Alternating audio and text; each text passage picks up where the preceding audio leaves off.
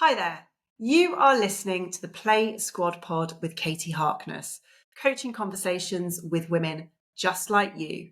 Here I am going to dive into the real life conversations that I'm having with the women in my squad right now, all of whom are working to transform their lives. Why am I sharing this? Well, what they are going through and dealing with are similar challenges and scenarios to so many other women out there. So I am sharing the love.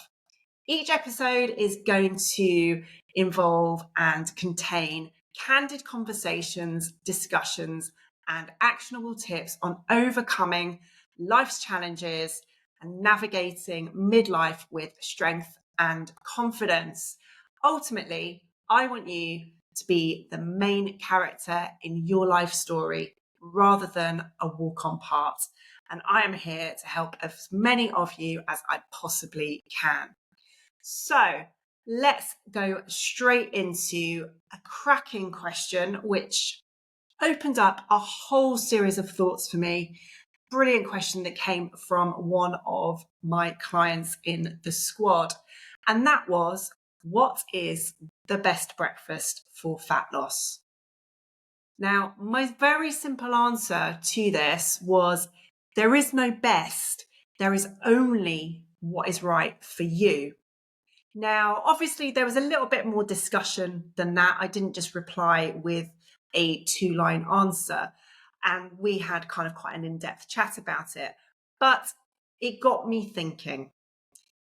And it got me thinking about how frustrated, I suppose, I get when I see countless best lists. Best diet for fat loss. Best exercises to reduce belly fat. Best anything and everything. And I'm going to be completely honest with you. The email that I have sent to people who are on my mailing list that has the best, ironically, the best open rate was one entitled The Best Exercises for Fat Loss. I then didn't talk about what the best exercises for fat loss were, but I think the very fact that it had the best open rate by a country mile of any of my emails illustrates the point that it really, those best of lists really hook and draw us in. They are absolutely everywhere. They are on social media, they're in magazines, they're in newspapers, you name it. There will be a best of or the top 5 or whatever it might be lists out there. And it seems like every day there is a new article or post declaring to be the ultimate solution. Now, there's a reason why these lists are so rampant and so prevalent. And that is because we all want quick fixes. We're searching for those hacks. We're looking out for those shortcuts. And we are like heat-seeking missiles when it comes to those magic solutions that are going to promise and that do promise immediate results. But this is the truth, and this is why I find them so frustrating. Things aren't that simple. There is no universal answer that fits everyone perfectly. It's a total load of marketing fluff that I've used myself. I've told you I've used it in that email, but it's designed to get you to click on the content and to buy into whatever it is that they're selling. I've used this myself and I'm a little bit peeved with myself. And now, with hindsight, seeing these things time and time again popping up on my social media, in the Daily Mail, in the press, in magazines, honestly, it just really frustrates me. And that question from a client this morning, or this week, I should say, effectively highlighted the desire for that sort of information. So what is the best breakfast for fat loss? And I often hear from clients, I saw that the best thing for X is Y, as if there is a binary, as if we live in a binary world. And when I asked them if they had tried that X for Y and if it had worked for them, the answer is usually no. So clearly it wasn't the best thing for them. Yet we fall for it time and time and time again. But this is the reality. The best approach, the best thing for anything is the one that works sustainably for you. The one that moves you towards your goal, whatever your goal might be. Now, I'm going to give you some real life examples based on what is working for my clients right now. And given that this question stemmed from what is the best breakfast for fat loss, this is what I went on to share with my client, with the member of the squad, to illustrate the point that it depends upon what works for you. So I've got 2 clients at the moment who treat breakfast in incredibly different ways. So first client, she doesn't eat breakfast because she finds that actually she has enough energy to get her through to lunchtime. She doesn't get particularly hungry. She doesn't fatigue. It doesn't impact her concentration. She is good to go until lunchtime. And by skipping breakfast, she ends up having one less meal each day. And that helps her maintain a calorie deficit. And that approach is aiding her fat loss really, really effectively. I have another client though who makes breakfast their biggest meal of the day. For them, having a substantial breakfast provides them with more energy early on in the day. And having that energy earlier on in the day, it actually encourages them to be more active throughout the course of the day. And with that increased activity throughout the course of the day, it helps them to create a larger calorie deficit because they're moving more than if they had their biggest meal of the day in the evening. That method suits their lifestyle, suits them, and helps them meet their goals. So you see the contrast there. One client skips breakfast while the other makes it their largest meal of the day.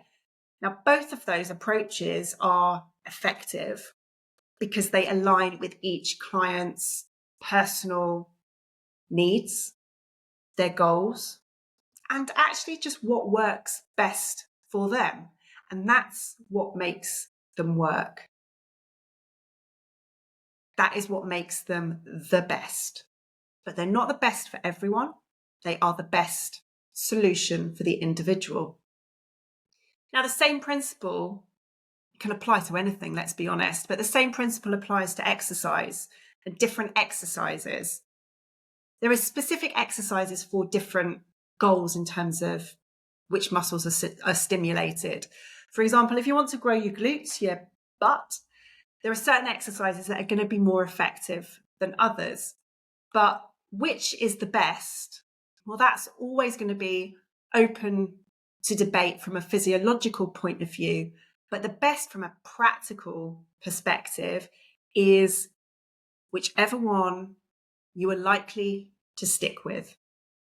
And here's the key. If you don't enjoy the exercise or the movement, you're less likely to stick with it. So back to growing glutes, back to growing your butt.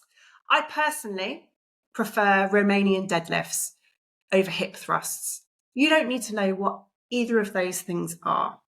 They're 2 different exercises performed in different ways, but both of them will work your glutes. Why do I prefer Romanian deadlifts over hip thrusts? Well, I find hip thrusts a total and utter hassle to set up.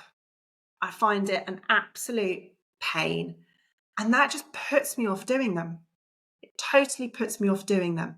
Romanian deadlifts, on the other hand, I can set them up more quickly, and they're just more enjoyable for me. And because of that, I'm more likely to stick with them. And indeed, I do stick with them.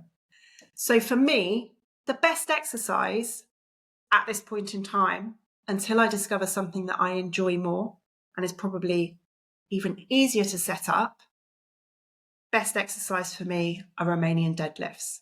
Now, for the next person, they might be hip thrusts. They might not find it a pain to set up. They might absolutely bloody love them. And that's great. That's the best for them, but it's not the best for me. And when it comes to your cardiovascular health, the best exercise is one that you actually enjoy. Whether it's getting out on your bike, whether it's walking, whether it's hiking, whether it's running, it might be hula hooping, it might be dancing around your kitchen. Whatever it is, what matters the most is that it's something that you can stick with over the long term. That is what, when it comes to your health, your fitness, your nutrition, the best is the something that you can stick with. It all comes down to consistency. It all comes down to enjoyment. So the next time you come across a best list, whether it's fat loss, whether it's for exercise, whether it's for any other fitness topic, there's one thing I want you to remember, and that is that first and foremost, it's often just marketing jargon designed to make you click, designed to get you to look at something. The best thing for you is what you enjoy, what you can sustain, and what helps move you towards your goals. Sometimes the best way to work out what is the best thing for you is to have a conversation with somebody about it and dig into it and work it out together. And I'm always here to help with that. So always reach out. I am more than happy to have that conversation with you, completely gratis, no charge. We just have a chat about it and we work out what are the things that you can do that are going to be the best for you to help you work towards your goals. But next time you see a best, take it with a pinch of salt. Now, I am well aware that I've entitled this The Best Breakfast for Fat Loss. I'm well aware that that has probably meant some people have clicked and are listening to this because they wanted to actually find out what the best breakfast for fat loss would be. But hopefully, those people who did click for that reason have had their eyes opened and their mind expanded to thinking about how the best thing is the thing that you can do sustainably, the thing that you can do with consistency to help you get towards your goals. That's it for today's episode of the Play Squad Pod, a short, sharp, bite-sized little nugget of goodness.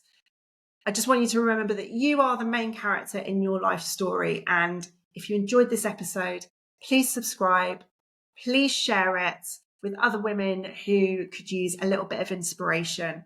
And until next time, keep striving, keep thriving, and thank you for listening.